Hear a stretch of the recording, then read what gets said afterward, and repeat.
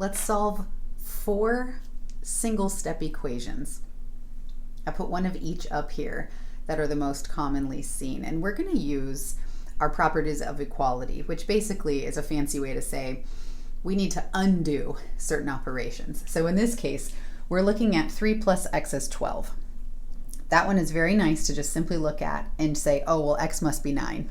But of course, your teacher is not going to be okay with you just saying that. You need to show her or him what the x value actually is. So when we look at this 3 is positive, which means when we add it to something, we're going to get 12. So we need to undo or do the opposite or reverse operation. So we're going to subtract the 3 from both sides. It's called balancing equations to keep them balanced. Think of the equal sign as kind of your fulcrum in your seesaw, your teeter-totter, if you even know what that is.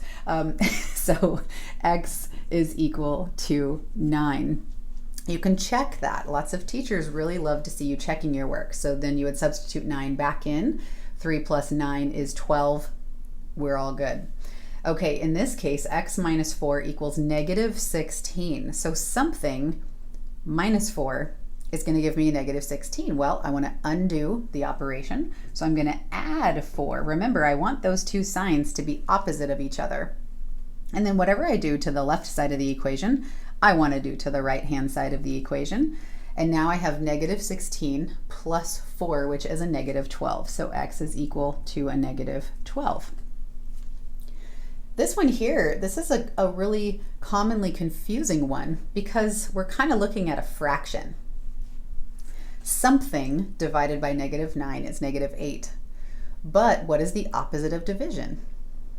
Multiplication. So if you think I multiply both sides by negative 9, I'm going to go ahead and see that I'm going to multiply the negative 9 and the negative 8 to get positive 72.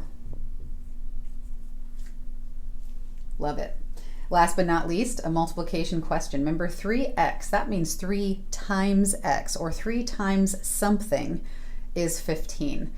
Multiplication and division are each other's opposites, so we would just divide both sides by 3 and x equals 5. So those are the 4 single-step equations and how you would solve each one.